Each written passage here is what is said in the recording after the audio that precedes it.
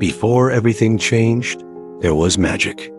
A kind of love that made people believe in fate. I met Sarah during my second year of university. She walked into the library like she owned the place, eyes full of purpose, a yellow scarf draped around her neck like a sunbeam. I was a quiet guy, lost in books. She was fire, bold, curious, and somehow she saw me. Our first conversation was over a shared copy of Pride and Prejudice. I said I was reading it for class. She raised an eyebrow and said, "You don't strike me as a Darcy." I replied, "You haven't seen my brooding side yet." She laughed. That was the moment. From study sessions to midnight coffee runs, it became us. We were broke, stressed, and terrified of the future, but we had each other. I still remember cooking ramen on a single burner stove in her apartment, dancing barefoot to old records because we couldn't afford Netflix. Sarah wanted to be a writer. I wanted to build a stable life accounting, spreadsheets, safety nets. She saw beauty in words. I saw beauty in structure, and somehow it worked. Her chaos softened my control. My logic grounded her dreams. When I proposed, it was raining. She hated rain, but she said yes before I even got the words out. We married in a small garden surrounded by mismatched chairs and too much cake. It was perfect, not because of how it looked, but because of how it felt. For 5 years, it felt like we were building something unbreakable. We traveled, we laughed, we shared secrets no one else knew.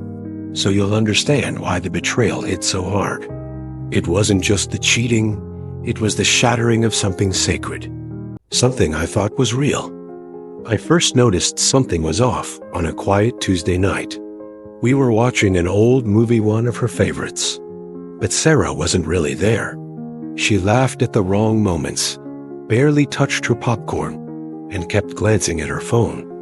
At first, I dismissed it. We all have off days, right? But the next week, it happened again. And then again. Her smile didn't reach her eyes. She was present, but absent like someone acting in a play they didn't want to be in anymore. I tried to talk to her, asked about work, her writing, her friends. She always had answers, but they felt rehearsed. Her laughter was softer now. Her hugs were quicker. It was like she was slowly becoming a stranger. One night, I heard her crying in the shower. I stood outside the door, heart pounding, unsure whether to knock or walk away. I chose to walk away. I still regret that. Then there were the late nights. Writer's block, she said. I think better at cafes. She would leave at 7 p.m. and return after midnight. No coffee shop stays open that late, I thought. But I didn't question her. I was afraid of the answer. What scared me the most wasn't the change in her schedule. It was the change in her spirit. She stopped writing in her journal, something she'd done every day since I met her. She stopped singing in the kitchen. She stopped asking me to read her drafts. It felt like she was slowly closing a door, 1 inch at a time. And yet, I stayed silent. I smiled through the unease. I convinced myself it was a phase. I was wrong. One night, I couldn't take the silence anymore. I waited until Sarah had fallen asleep, then slipped quietly into the living room. Her laptop sat open on the coffee table. I stared at it for a long time, debating. Trust is a sacred thing, but so is truth. With trembling fingers, I opened her email. Nothing suspicious at first. Newsletters, publishing updates, the usual. Then I saw a name, Daniel. At first, it was innocent. Exchanges about writing, feedback on drafts. But as I scrolled, my heart began to sink. The tone changed. Their emails turned personal, intimate, emotional. There were no explicit confessions, but the affection was there. She thanked him for seeing her. She wrote about feeling distant from me, about missing something she couldn't name. He responded with empathy and poetry. I sat there, staring at the screen, feeling the foundation of my marriage begin to crack. The next day, I took off work and drove to the cafe she often visited. I parked across the street and waited. Hours passed. Then she arrived. And shortly after he did, Daniel, mid-30s, polished, with a casual confidence that made my stomach twist. They sat by the window. I watched them laugh, share glances. Her hand briefly touched his. I didn't confront her. Not yet. I needed time. I needed clarity. I needed to understand what this was, and if it could be undone. That evening, Sarah walked through the door, humming faintly. The sound stabbed at me. It used to bring comfort. Now it felt like mockery. I sat at the table, laptop closed, the air so thick with tension, it was hard to breathe. She noticed instantly. "Everything okay?" she asked, setting her bag down. I nodded slowly. "We need to talk."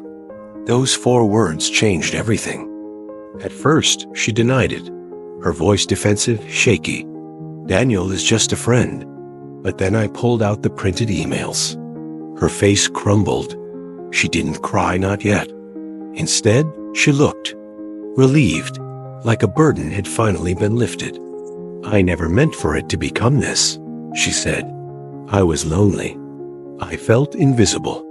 The words stung, more than I thought they would. "Why didn't you tell me?"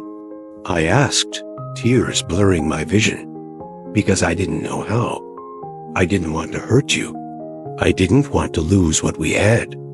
We talked for hours, yelled, cried, sat in silence. I listened as she explained how writing had become her escape, how Daniel made her feel alive, seen, inspired. I couldn't argue with that. I saw it too, but it still broke me. "Do you love him?" I asked finally. She didn't answer immediately. "I don't know," she whispered. And that uncertainty hurt more than a yes ever could. The days that followed felt like I was drifting through fog. We still lived in the same house, slept in the same bed, but everything was different. There was a quiet between us, not angry, just hollow, like the echo of something that used to be full. Sarah tried. She really did. She made breakfast again, asked how my day was, left notes in my lunchbox like she used to. But I couldn't read them without hearing Daniel's name in the back of my mind. I didn't trust the smile she gave me. I didn't trust the words. Worst of all, I didn't trust myself. I started seeing a therapist, not for us, just for me. I needed to untangle the storm in my chest. Shame, anger, grief. There were days I wanted to forgive her, just wrap my arms around her and pretend nothing had happened. And there were days I wanted to scream, to ask her how she could take something so sacred and treat it like it was disposable. Sarah saw someone too. Therapy helped her understand what she'd been running from. She said she hadn't felt like herself in years, that being my wife had slowly consumed her identity, and Daniel reminded her she still had one. I think that's when I realized this wasn't just about betrayal.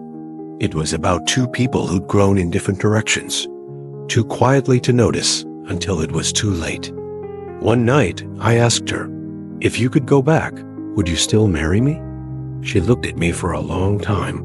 "Yes," she said, "but I'd fight harder not to lose myself."